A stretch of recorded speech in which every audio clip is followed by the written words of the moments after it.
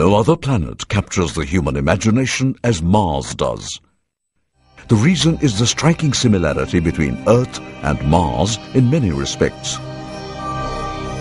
Compared to the extremely hostile conditions on other planets, Mars, with its familiar surface features like hills, valleys, highlands, and plains, polar ice caps, its relatively benign surface temperatures, and its day, which is a little longer than an Earth day, has made humans gaze at it with curiosity and excitement. For centuries, humans have observed Mars as a red dot in the night sky, moving slowly against a background of fixed stars. India's Mars Orbiter mission is an essential part of this global effort to understand Mars in more detail.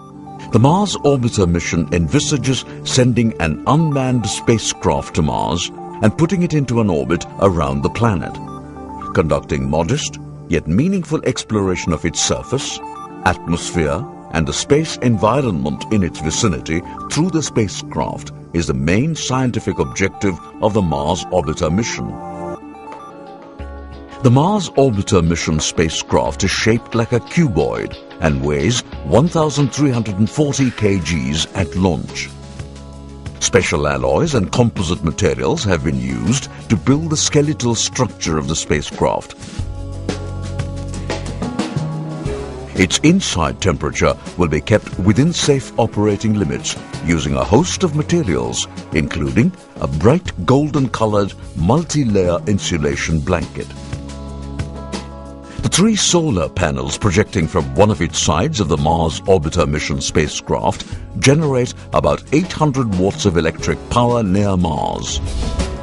The 2.2-meter diameter dish-shaped antenna projecting from the other side of the spacecraft facilitates the spacecraft's radio communication with the Earth. In addition, it enables the accurate measurement of the distance between the spacecraft and the Earth. A variety of sun and star sensors, along with gyroscopes, enable the precise determination of the spacecraft orientation, which is very critical during different phases of the mission. The microprocessor-based control system of the spacecraft acts as its electronic brain and very accurately maintains or changes its orientation and orbit. For this, it relies on the spacecraft's reaction wheels and small rocket engines called thrusters, as well as the spacecraft's main rocket engine called the liquid apogee motor. To study the surface of planet Mars and its atmosphere, as well as the space environment near the planet, the Mars Orbiter mission spacecraft carries 5 scientific instruments which are usually referred to as payloads. They include cameras and spectrometers and together weigh about 15 kilograms. The Mars color camera of the spacecraft is designed to take color pictures of the surface of Mars and its 2 natural satellites, Phobos and Deimos. It helps in studying various Martian surface phenomena. The Thermal Infrared Imaging Spectrometer payload helps in the identification of Martian minerals. The methane sensor for Mars is intended for very accurately measuring methane in the Martian atmosphere and mapping its sources. Of the 2 other payloads, the Lyman Alpha Photometer helps in understanding the processes responsible for the loss of water from the Martian atmosphere. Finally, the Mars Exospheric Neutral Composition Analyzer MENCA payload will study the space environment around Mars. The precious scientific data gathered by the spacecraft's payloads will be transmitted to Earth through its 2.2-meter dish antenna. The incredibly weak radio signals whispered by the Mars Orbiter mission spacecraft will be received by the antennas of the Indian Deep Space Network at Bailalu near Bangalore. The mission to launch India's first Mars spacecraft happens to be the 25th launch of the versatile and well-proven PSLV and is designated as PSLV C-25. After its liftoff, it will take about 42 minutes for PSLV C-25 to place the Mars Orbiter mission spacecraft into an elliptical orbit around the Earth.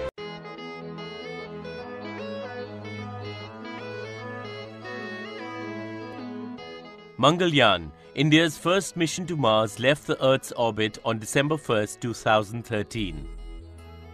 When it reaches the Red Planet on September 24th next year, it would have covered a distance of 780 million kilometers in 10 months. But here is an intriguing question. Mangalyan was launched from Sriharikota on November 5th and kept orbiting the Earth for 25 days before setting off for Mars. Why? After all, NASA's Maven mission, which took off 15 days after Mangalyan, went straight to Mars.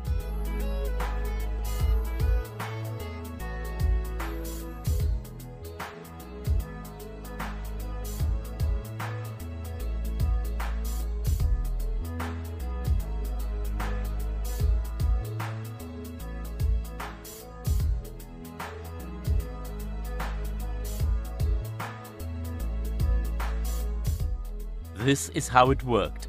On November 5th, the PSLV put Mangalyan in a low elliptical orbit, with a minimum distance from the Earth of about 240 kilometers and a maximum distance of 24,000 kilometers. Technically, the minimum distance is called the perigee and the maximum the apogee. When the satellite is placed in orbit, it does not require additional fuel or energy. It keeps on moving, much like the Earth moves around the Sun. But at what speed does the satellite move? Well, this is determined by two things: distance from the Earth and the shape of the orbit. The closer the satellite is to Earth, the faster its speed, as the gravitational pull is higher. As far as the shape of the orbit is concerned, the more elliptical the orbit, the higher is the speed of the satellite.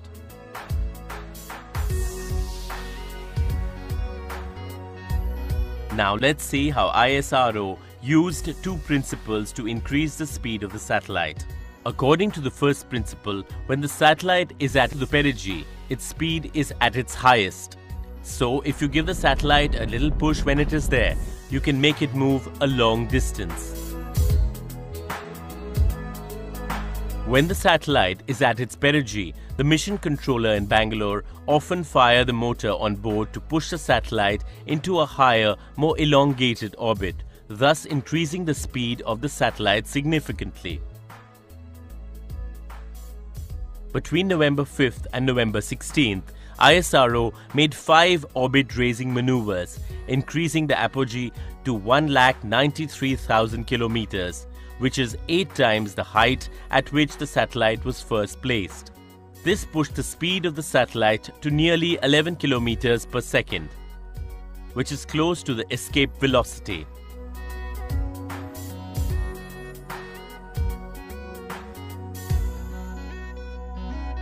So all that the mission controller needed to do on December 1st was to burn the motor one more time and push the satellite out of the Earth's sphere of gravity into the Sun's gravitational influence.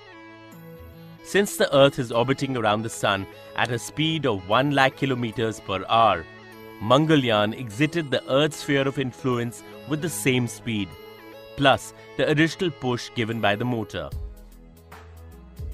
The new orbit around the Sun that Mangalyan will follow is called the transfer orbit or the Hanuman orbit. At some point, this orbit will intersect with the orbit of Mars. The timing of the mission has been carefully planned to ensure that when Mangalyan reaches the point of intersection, Mars itself will be there to meet it.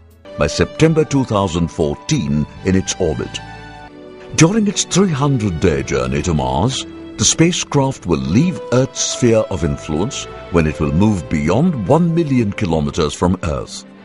Then, it will travel in a curved path, mostly under the influence of the Sun.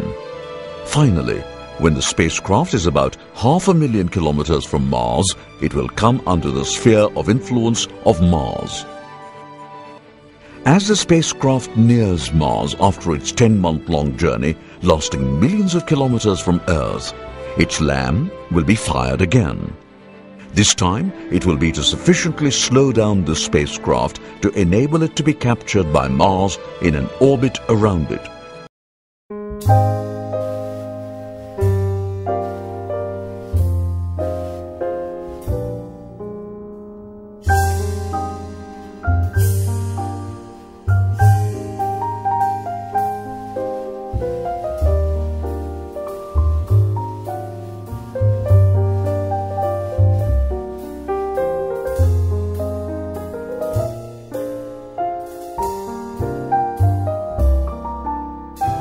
Once safely in an orbit around Mars, an intense observation of the red planet using its scientific payloads will begin. Besides the formidable challenges associated with the safe navigation of the spacecraft to Mars with minimum energy expenditure,